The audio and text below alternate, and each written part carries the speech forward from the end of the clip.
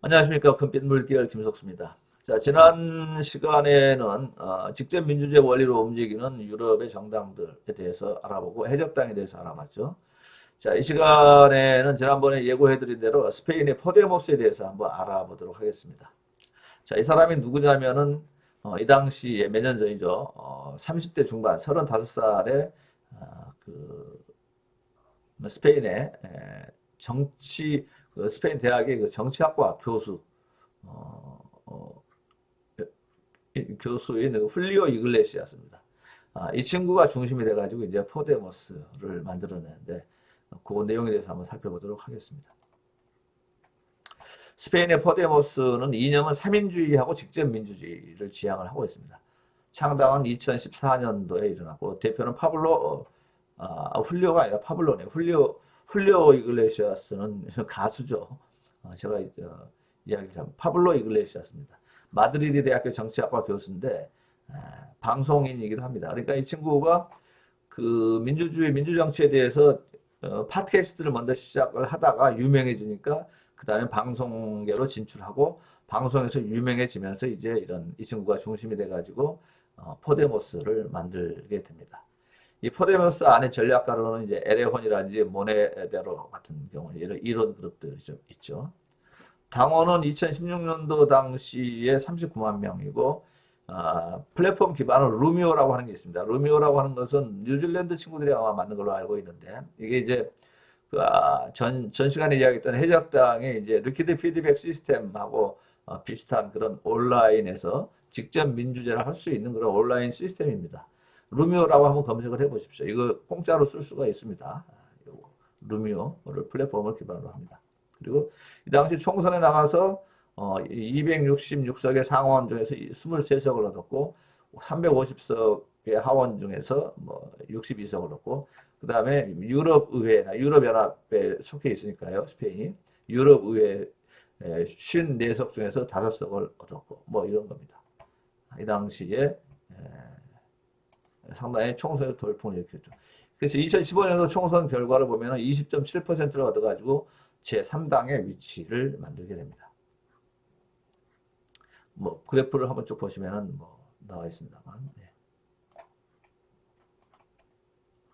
자, 이념과 노선을 한번 볼까요?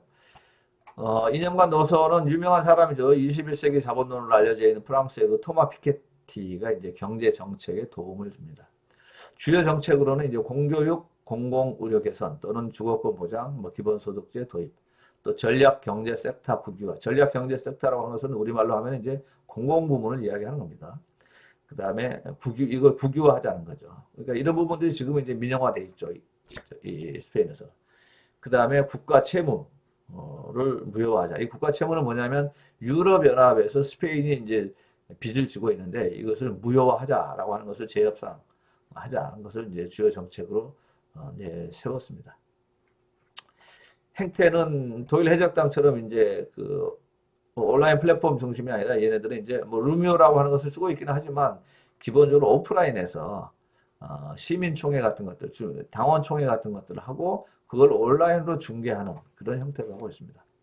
그래서 풀뿌리 모임 정당도 아니고 사실은 그 단일 쟁점이 아니고 반긴축에 동의하는 이질적인 다양한 세력들이 총합을 한 겁니다. 여기 긴축이라고 하는 건 뭐냐면 스페인 알다시피 뭐 스페인이라든지 이탈리아라든지 그리스라든지 포르투갈 같은 나라들, 소위 남유럽의 나라들이 그 당시에 그 재정 위기에 디폴트에 빠져버렸잖아요. 국가 부도에 빠져버리니까 전부 다 이제 유럽 연합에 가입돼 있는 나라들인데 유럽 연합에다가 이제 그 유럽 연합이 이제 이런 나라들에 대해서 긴축을 요구하게 되죠. 바로 긴축을 요구하게 되니까 이제 정부 재정을 긴축을 하게 되고 하니까는 이제 복지 수당이라든지 이런 부분들이 국민들한테 이게 전달이 안 되지 않습니까? 그러니까 이제 그런 부분들에 대해서 반대하는 그런 반긴축에 동의하는 이질적인 다양한 세력들이 다 모이는 겁니다. 이 포데모스라는 단일한 그런 집단이 아닙니다. 그래서 단순한 반자본주의나 반체제가 아니고 좌파가 중요한 게 아니라 상식이 중요하다라고 하는 것을 강조하는 겁니다. 그러니까는 좌파 중에서도 상당히 실사구시적인 그런 좌파라고 생각을 하면 되죠. 자, 주요 강령을 보면 한번 쭉 뭐 이거 캡처해서 한번 보십시오. 제가 다 이걸 읽어드릴 수는 없고 경제를 회복하고 민주주의를 건설한다 이런 게 있고 자유를 보장하고 민주주의를 건설한다. 평등을 보장하고 민주주의. 그러니까 경제 회복, 자유, 평등 이게 다 들어가 있는 겁니다. 그다음에 연대를 실현하고 민주주의를 건설한다. 이주민의 권리를 뭐 존중하는 거죠. 그다음에 주권을 회복하고 민주주의를 건설한다. 영토를 회복하고 민주주의를 건설한다. 뭐 이런 내용들 한번 쭉 화면 정지시켜서 한번 쭉 읽어보시면 좋을 것 같습니다. 자, 전선을 아래 하층 인민 대 위의 정치 권력으로 이렇게 구성을 합니다. 그러니까 전선을 그렇게 짜릅니다. 그러니까, 퍼드머스는 우리는 아래 인민들, 우리를 말하면 서민들이죠. 우리는 서민들 편이고 기존에 있는 정당들은 그 상층 정치 권력들이다라고 이렇게 이제 이분화 시켜가지고 대비시켜서 전선을 짜죠. 그래가지고 집권당인 국민당과 이당, 1당, 2당인 국민당과 사회당, 양당 체제를 공격을 하는 겁니다. 자, 그런데 이게 재밌는 거는 이제 이글레시아스가 참 재밌는 친구입니다. 그러니까 이게 뭐냐면 굉장히 이질적인 좌파 서클들이 많이 모여 있는 집단이 이제 포데모스라고 하지 않았습니까? 근데 이 안에 보면은 반자본주의 좌파 서클이 한 900여 개 정도가 됩니다. 전국에 걸쳐서. 이 포데모스 정당 안에. 근데 얘네들만 있는 게 아니라 일반 시민들, 그러니까 어느 조직에도 소속돼 있지 않은 일반 시민들이 또 엄청나게 많이 참여를 해가지고 바로 이 이글레시아스가 주장을 해서 단일 지도 체제를 꾸리게 됩니다. 그래서 이 반자본주의 좌파의 중앙 집중을 반대하고 직접 민주제를 유지하자라고 하는 이런 흐름에서 이글레시아스 그룹이 그리고 또 비조직된 당원들 그룹이 승리를 하게 돼서 이제 이글레시아스가 당 대표가 되는 거죠. 그러니까 이게 왜 중요하냐면 기존에 있는 수많은 900개에 달하는 그런 조직들이 중심이 되는 게 아니라 그냥 개인별로 참여하는 그냥 보통 상식을 가진 시민들이 이글레시아스하고 함께 하면서 이글레시아스를 당 대표로 선출하게 되는. 그러니까 우리로서는 참 상상하기 힘들죠. 우리는 뭔가 좀 그 새로운 당을 만들면 그 당 안에서 여러 개의 조직들이 중심이 돼가지고 뭐 주도권을 뭐 장악한다 이렇게 생각하지 않습니까? 근데 여기는 그렇지 않습니다. 그냥 보통 평범한 일반 시민들이 그냥 개인이 참여해가지고 어느 조직에도 속하지 않은 일반 시민들이 참여해가지고 상식을 통해서 상식을 중심으로 해가지고 여러분 당권을 만들어내는 그런 재밌는 현상을 보여주고 있습니다. 자, 이글레시아스는 그 공산당 청년조직하고 사회노동당에서 활동한 친구인데요. 그 뒤로 이제는 그 공산당하고 사회노동당이 너무 경직돼 있다, 이념적으로. 그래서 이제 포데모스로 진화를 하는데 좌파 노선의 문제가 아니고 조성된 그 시기마다 대항을 할 수 있는 프로젝트를 성공적으로 수행하지 못해가지고 좌파들이 망했다. 공산당이나 사회당이 망했다. 이런 생각을 하고 있는 겁니다. 그래서 이제는 반긴축을 통해서 반정치 구호로, 그러니까 생활 정치로 가야 된다라고 하는 거죠. 그래서 선명한 탈신자유주의를 주장하는 사회노동당의 지지율이 하락이 되고 바로 그 사회노동당의 표를 그저 포데모스가 많이 잠식을 해가지고 3당이 되는 겁니다.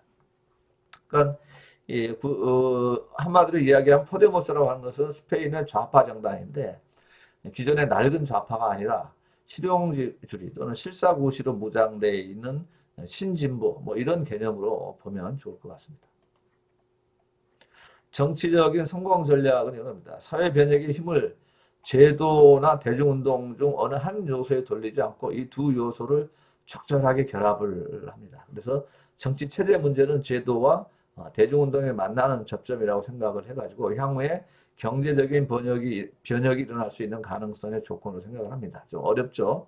그러니까 이게 뭐냐면 현재 정세에서 양당 체제를 무너뜨릴 수 있는 성공적인 이슈가 뭐냐라고 하는 그런 실사구시 전략에 집중을 하는 겁니다. 다시 말하면 전통적인 좌파나 전통적인 우파의 주장이 아니라 생활정치, 예를 들면 지금 뭐 대중교통 뭐 어떻게 해야 되냐 뭐 이런 것들 중심으로 그 공약 같은 것들을 내세우는 거죠. 그 다음에 강령 노선이 모호하면서 이제 개방적이라고 하는 건데 상황에 따라서 굉장히 유연하죠. 그러니까 되게 정당의 강령이라고 하는 것은 뭐 알다시피 굉장히 딱딱하더니 좀처럼 변하지 않는 거지 않습니까? 기본 강령이라고 하는 것은. 근데 이 친구들은 그게 아니고 강령이 선거 때마다 변해요. 그래서 2015년 유럽의회 선거에서는 기본소득, 또 경제 주요 영역, 그러니까 뭐 공공부문 공기업 같은 것도 국유화하고 스페인 정부의 채무를 무효화하고 또 나토 탈퇴 등 이런 것들을 요구했는데 이후에는 이게 또 사라집니다. 공약에서. 그리고 2014년 11월 노선 이후에 극좌파 정책을 포기한 듯한 행태로 오른쪽으로 선회하는 그런 흐름을 보여주죠.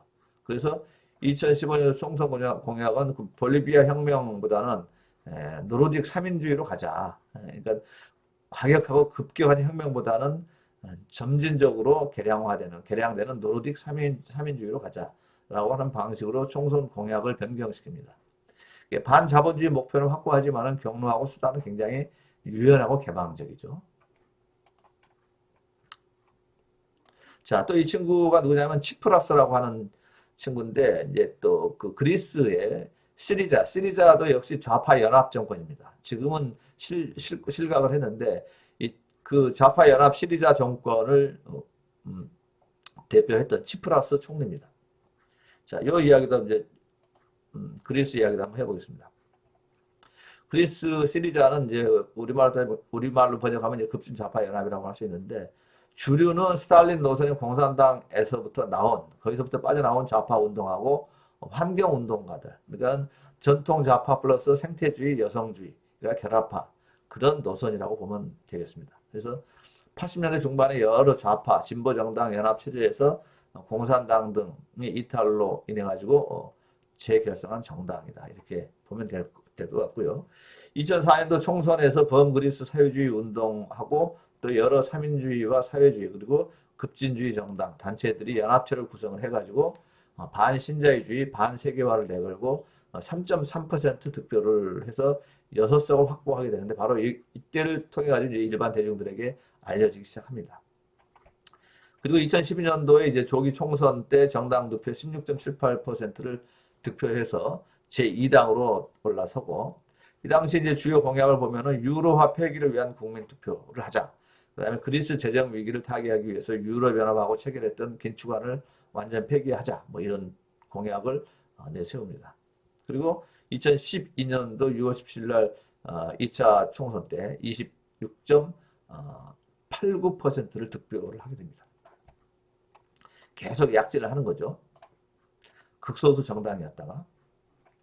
그 다음에 2015년 1월 25일 날 대통령 선출을 실패하면서 이제 조기 총선이 이루어지는데 이때 다소 온건한 공약으로 긴축 폐기를 공약으로 중도층을 지지를 얻어내서 이제 원내 1당이 됩니다. 그래가지고 우파 민족주의 정당인 독립그리스, 그러니까 이게 좌파 연합인데 우파 민족주의 정당인 독립그리스인 정당과 연합정부를 수립을 하죠. 대연정이죠, 일종의. 그리고 이때 아까 말씀드렸던 치프라스가 총리로 취임을 합니다. 자, 그런데 이게 이제 그리스의 치프라스하고 이제 독일의 이제 메르켈이 대결을 하게 되는데 알다시피 유럽연합이라고 하는 것은 독일이 지금 주도하고 있지 않습니까? 그러다 보니까 이제 IMF하고 유럽연합에서 빌린 돈의 규모가 그리스가요 수백조 원에 달하는데 치프라스가 총리 취임 이후에 경제 불안정돼가지고 3일 동안 주식시장 총액이 20%가 폭락을 해요. 그러면서 이제 뭐 긴축안을 유럽연합이 강제했던 긴축안이라든지 이런 부분들을 받아들이지 않겠다라고 하니까는 그러면 독일의 메르켈 총리가 초강수를 두죠. 그렉시트. 그리스가 그러면 유럽연합에서 탈퇴해도 좋다 하고 아주 초강수를 두게 됩니다. 그리고 유럽중앙은행하고 독일이 시리자의 국채 담보안 승인 거절로 인해 가지고 소위 그 그리스가 이제 그 국가 부도 될 그런 예정이었던 그런 상황까지 몰려갑니다.